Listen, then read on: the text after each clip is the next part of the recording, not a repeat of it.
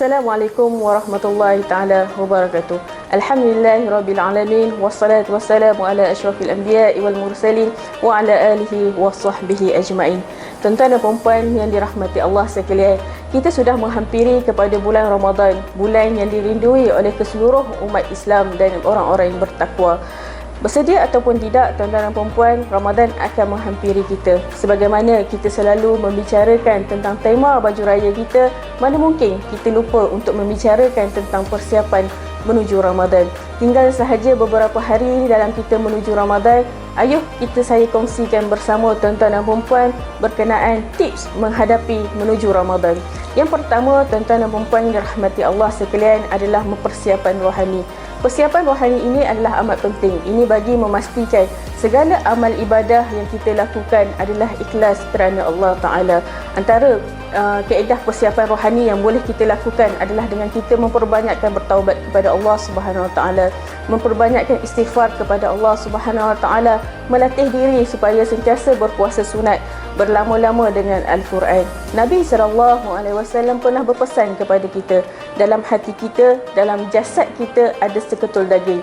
Jika baik daging tersebut, maka baiklah keseluruhannya. Dan daging yang dimaksudkan oleh Nabi Muhammad SAW dalam hadis ini adalah hati. Pentingnya hati yang bersih, tuan-tuan dan puan, kerana hati yang bersih ini adalah pentingnya hati yang bersih bagi ini pentingnya hati yang bersih ini bagi memastikan kita dapat merasai nikmat beribadah dan beriman kepada Allah Subhanahu Wa Taala.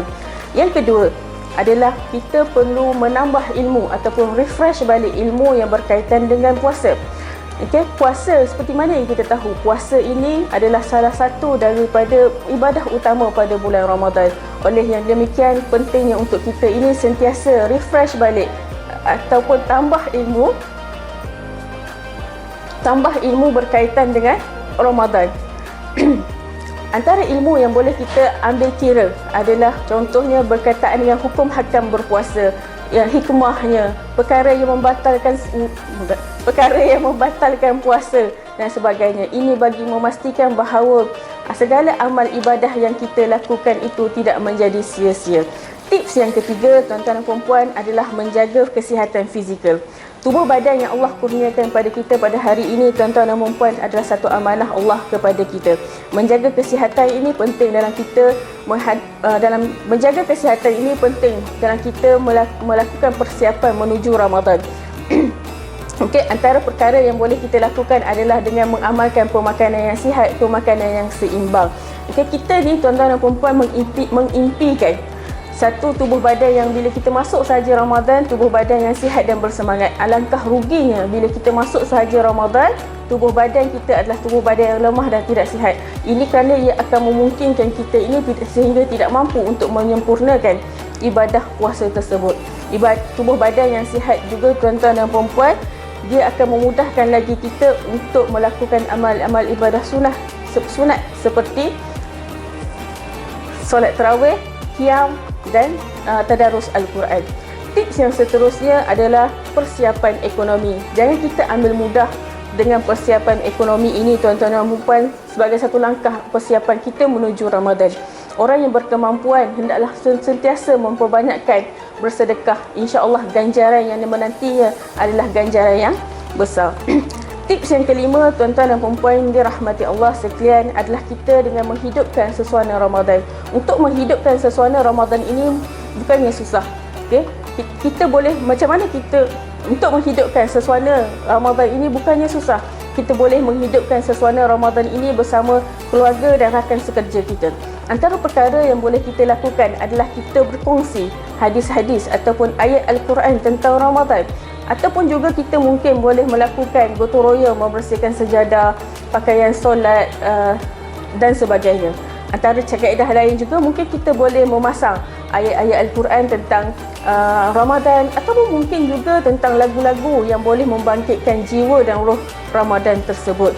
Dan akhir sekali, tuan-tuan dan puan yang dirahmati Allah sekalian, tips persiapan menuju Ramadan yang terakhir dari saya adalah rencanakan target Ramadan kita. Sebagaimana kita merancang kehidupan kita, begitulah juga kita perlu merancang macam mana kita Sebagaimana kita merancang kehidupan kita, begitu juga kita perlu merancang ibadah Ramadan kita. Letakkan satu KPI dalam ibadah Ramadan kita. Berapa kali kita hendak khatam pada tahun ini? Berapa jumlah kewangan yang ingin kita bersedekah kepada saudara mara kita? Berapa jumlah kita hendak memberi infak kepada masjid? Berapa jumlah muka surat yang ingin kita habiskan untuk tadabbur pada tahun ini? Dan segala amal ibadah yang kita lakukan, kongsikan juga bersama kawan-kawan dan rakan sekerja, supaya ada yang akan saling memberi sokongan dan berlumba-lumba dalam melakukan amal kebaikan. Akhir sekali tuan-tuan dan puan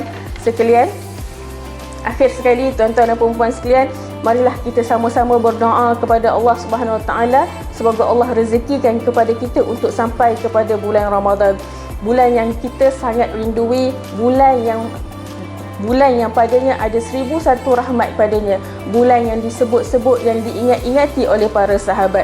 Dan semoga kita berpeluang untuk merebut segala kebaikan yang Allah janjikan dalam bulan Ramadan. Balighna ya Allah, balighna Ramadan ya Allah.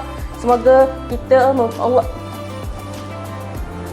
balighna Ramadan ya Allah. Ramadan adalah peluang untuk kita. Ramadan adalah peluang terbaik untuk kita manfaatkan. Semoga Ramadan kali ini akan menjadikan kita insan yang lebih luar biasa dan menjadikan kita insan yang bertakwa. Wallahu a'lam bisawab. Wabillahi taufiq wal hidayah. Wassalamualaikum warahmatullahi taala wabarakatuh.